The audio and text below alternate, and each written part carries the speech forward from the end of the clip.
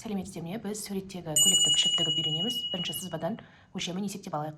Менің жалпы көйлегімнің ұзындығы 130 см болып тұр. Ол өзіңіздің қалауыңызша болады. Көйлегіңіздің ұзындығы. Мына аралық, осы кофтасы менде 65 см болып тұр. 65 см, оны мына үстіне астына 1-1 см-ден есептегенде 67 қылып пішеміз мына бөлікті. Енді осы көйлектің ұзындығынан мына 65 см-ді алып тастаймыз. Сол кезде мына етектің неше сантиметр екені бізге белгілі болады. Менде 65 см шықты, және мен мына етегін қалың қылып қайырғанды ұнатам, жалпақ қылып. Мен 4 см қылып қайырам. 4 см-ді қайырғанда вообще 12 см кетеді мына етектің қайырылуына. Сонда мына 65 см-ге етегіміздің бөгетін 12 см-ді қосамыз, сонда 77 см болды мына бөлігі. Мына бөлікте мына бөліктің аралығы. Осыны біз 77 см қылып пішіп қиып аламыз мынаны.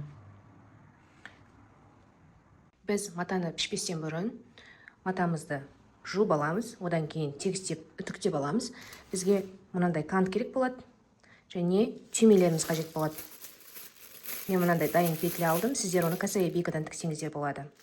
Ең бірінші қазір көйлектің мына астыңғы етегін пішіп аламыз. Мына есептегенде ол 77 см болды.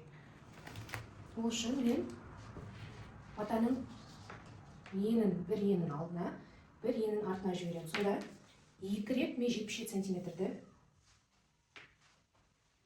қиып алам. Біреуі алдыңғы етек болады, біреуі артқы етегіне.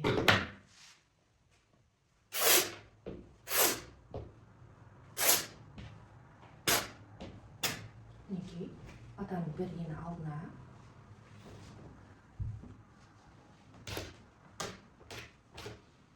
Енді артқы етекті қиып аламыз. Тағы бір 77 см-ді қиып аламыз.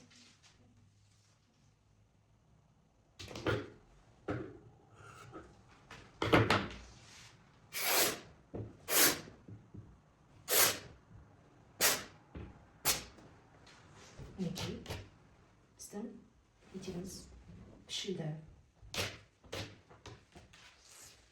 Бізде суретте көрініп тұрғандай көйлектің алдында планка бар. Біздің өзіміздің базовый лекаларымызды алып, бұлай қойып піше салмаймыз. Бірінші планканың ұзындығын бұлай алып тастауымыз керек.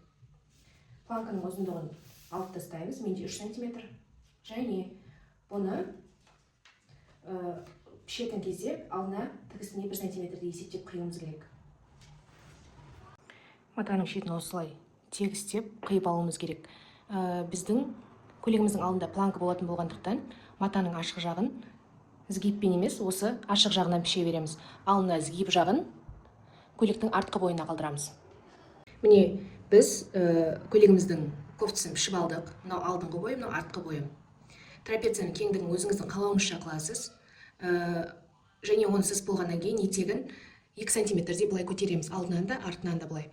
Сосын көйлектің алдындағы планканы есептеп алып тастайсыз, және алдына 1 см-ге тігіске қалдырасыз. Біз көйлектің кофтасын пішу кезінде матаны 2-ге бүктедік. Алдыңғы бойда планка болғандықтан ашық жағын мына жақтан піштік, тұйық жағын көйлектің артқы бойын осы сгибтен піштік. Енді осы кофтамызды қиып алайық.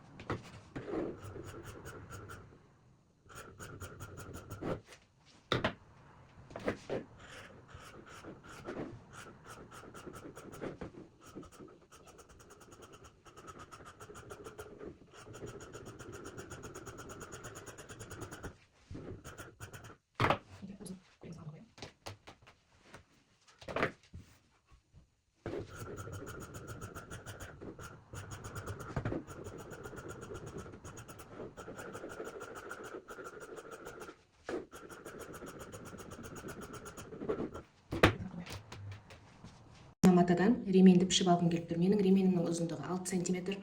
Оны бұлай 2-ге бүктегенде 12 см болады. 12 см-ге 2 см тігісімізді қосып есептегенде ременіміз 14 см болады. Мына матаның бір ені маған жеткіліксіз болып тұр. Менің ременімнің фасоны белімді 2 рет айналдырып тағатын ремен. Сол үшін мен 1-14 см, тағы 1-14 см қосып 2 полоска матаны қиып аламын. Мына матаның ені 1,5 метр. Осыдан бірінші 14 сантиметр қиып аламын.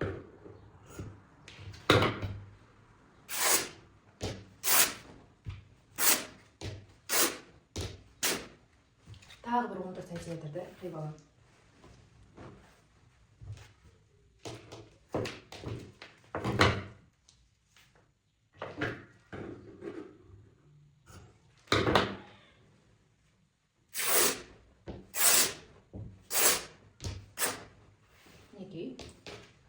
Тіккен кезде осындай болады. Енді біз манжетті пішу үшін білегімізді өлшеп аламыз. Міне 17 сантиметр. 18 деп ала берейік. 18, сосын тігісіне 2 сантиметр қосқанда общий 20 сантиметр болады. Общий 20 сантиметр болады.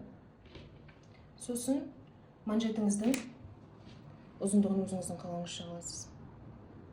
Например, мен 5 сантиметр қалам. 5 сантиметр, 5 сантиметрді 2-ге бөлсегенде 10 сантиметр, оған тағы тігісіне 2 сантиметр қосқанда манжетіміздің ұзындығын 12 сантиметр қылып пішіп аламыз. Міне, былайынан 20 сантиметр болады білегіміздің ұзындығы, манжеттің ұзындығы 12 сантиметр болады. Осыны осылай пішіп, былай пішіп, дублириндеп аламыз. Алдының складкасын мен ұзындығын 35 сантиметр қылғым келіп тұр. Сол үшін мен мына жерден былай 35 сантиметрді қиып алып,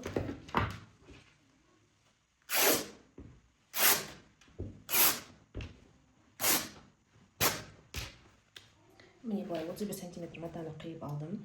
Оған бірінші өзім складкілерін тігіп дайындап алып, сосын барып қиып аламын. Қандай формат.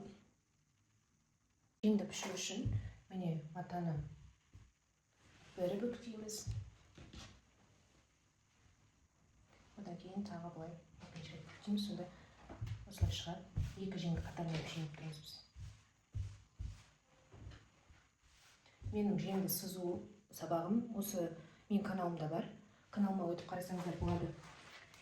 Енді мен жеңді жоғары жағы складкасын көптеу қыламын. Сосын жеңді кең боз болып тұратын жең пішкім келіп тұр. Енді бірінші 9 сантиметр, одан кейін 14 сантиметр, 9 сантиметрден былай қарай 11 сантиметр жүргіземіз. Мына 14 сантиметрден өзіміздің охват рукавымызды аламыз. Мен охват рукавым 30-ды 2-ге бөлгенде 15, 20, мен 21 қылып ала берейін. Кейін болып тұрған қалайым. Кейін жасу берем.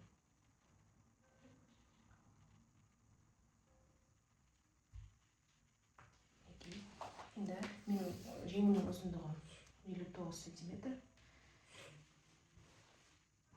59 сантиметр белгілеп аламыз. Енді осы жерден былай қарай өзіміздің қалауымызша сызамыз.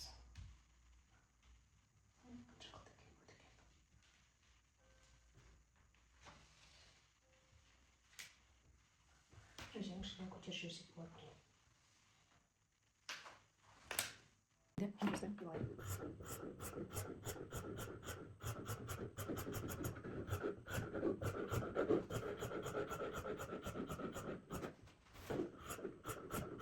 Складканы осылай тігіп, мына кофтамыздың алдын осылай керек жерімізше, өзімізге керегінше сызып аламыз. Сызған кезде тігіске 1 сантиметр қосуымыз керек. Мына дайын сызыққа 1 сантиметр қосып құюымыз керек. Себебі мына 1 сантиметр тігіске кетеді. Сонда дайын күйінде мына жағы қалады. Мынау біздің кофтамыз. Соны міне алдына осылай қойып, осыны сызып қиып аламыз. Енді кофтамызды қиған кезде керісінше мына сызықтан бері қарай 1 сантиметр қиып алуымыз керек. Себебі мына жағындағы 1 сантиметр, мына екеуі тігіске кетеді былай. Мінекей осылай болады. Енді кантты тігеміз, сосын біріктіреміз. Мінекей осылай кантымызды тігіп аламыз. оған мынандай жарты лапкамен тігеміз. Енді осыны біздің кофтаға орналастырамыз. Оверлоктап аламыз. Осылай складкаға кантты тігіп, оны оверлоктап, одан кейін мына кофтаға қосамыз. Сосын мына планкілерін қосамыз.